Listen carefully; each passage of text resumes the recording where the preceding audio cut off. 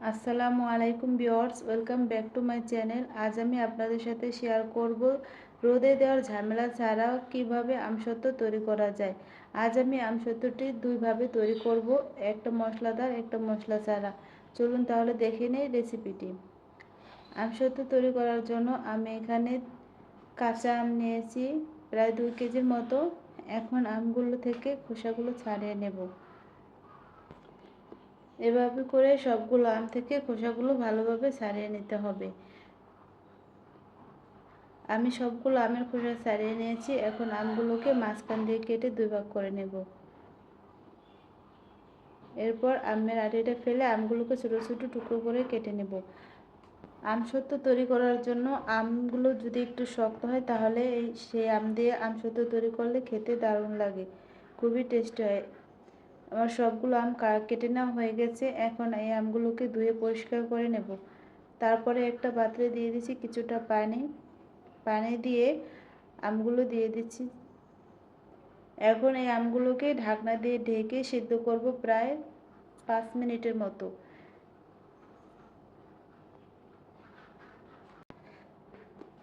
5 minute পরে দেখুন আমগুলো অনেকটা সিদ্ধ হয়ে গেছে, নরম হয়ে গেছে। কাঁচা আম তাই দ্রুত সিদ্ধ হয়ে গেছে। এখন এই আমগুলোকে একটা ডাল ঘুটনি দিয়ে ঘুটে নিতে পারেন এই অবস্থায়, অথবা ব্লেন্ডারে ব্লেন্ড করে নিতে পারেন। আমার কাছে ব্লেন্ডারের কাজটা খুব তাড়াতাড়ি হয়, সহজ লাগে, তাই আমি ব্লেন্ডার করে নিয়েছি। এরপর একটা স্টেনারে আমের পিউরিগুলো ছেঁকে নেব। এতে করে যে আমের আঁশ বা আটি থাকবে ওটা আলাদা হয়ে যাবে। আমের আমসত্ত্বটা তৈরি করার পর অনেক সফট স্পঞ্জ হবে আমসত্ত্বগুলো। এখন একটা পাত্রে দিয়ে দিচ্ছি 2 কাপ চিনি আর সামান্য একটু পানি দিয়ে চিনির একটা ক্যারামেল তৈরি করে নেব। এই সময় চুলার হিটটা লো টু মিডিয়ামের মাঝামাঝি রেখে জাল করতে হবে। ক্যারামেলটা যেন ঠিকঠাক মতো কালার আসে। ক্যারামেলটা পুড়ে গেলে আমসত্ত্বগুলো খেতে ভালো লাগবে না। এই জন্য চুলার হিটটা লো টু মিডিয়ামে রেখে একটু সময় নিয়ে ক্যারামেল তৈরি করে নিতে হবে। আমসত্ত্বতে কালারটাই মেন। কালারটা সুন্দর করার জন্য ক্যারামেল তৈরি করে আমসত্ত্ব তৈরি করলে কালারটা সুন্দর আসে, খেতেও দারুণ লাগে। ক্যারামেলটা আমার রেডি হয়ে গেছে। এখন আমের পিউরিগুলো দিয়ে দিচ্ছি, দিয়ে অনবরত নাড়তে হবে। এই সময় নেড়ে ভালোভাবে মিশিয়ে নেব।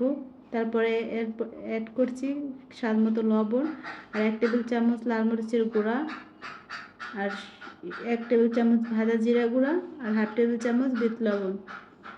এখন সবগুলো উপকরণ আমের সাথে ভালোভাবে মিশিয়ে নেব। এই সময় অনবরত নাড়তে হবে, না হলে আমগুলো ফুটে গায়ে উঠবে। এই জন্য অনবরত নেড়ে রাখতে হবে।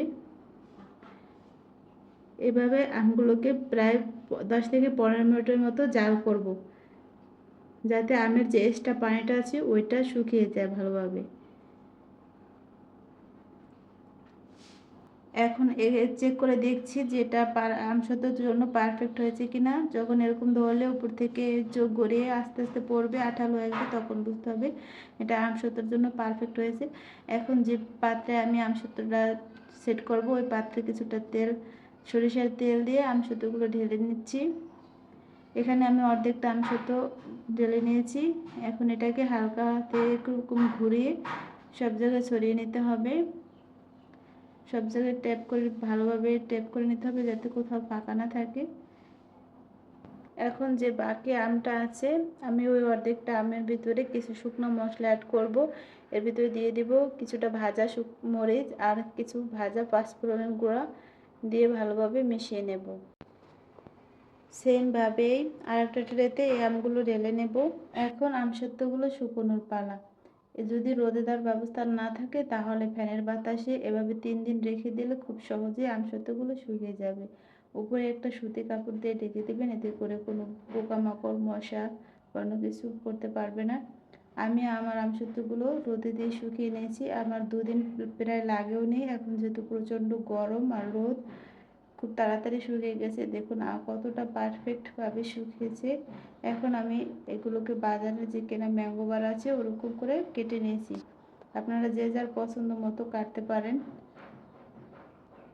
দেখুন মাশাআল্লাহ কত সুন্দর হয়েছে। আমি এই যে মশলাদার যে আমসত্ত্বটা তৈরি করেছি ওইটাও দেখিয়ে দিচ্ছি কতটা সুন্দর লোভনীয় হয়েছে। এভাবে আমসত্ত্ব তৈরি করলে খেতে দারুণ লাগে। যে যার পছন্দ মতো কেটে নিতে পারেন। দেখুন আমসত্ত্বগুলো কতটা পারফেক্ট হয়েছে। আজকের এই আমসত্ত্বর ভিডিওটি যদি ভালো লাগে তাহলে প্লিজ চ্যানেলটিকে সাবস্ক্রাইব করবেন, একটা লাইক দিয়ে পাশে থাকবেন। সবাই ভালো থাকবেন, সুস্থ থাকবেন। পরবর্তী ভিডিও দেখার আমন্ত্রণ জানিয়ে শেষ করছি। আল্লাহ হাফেজ।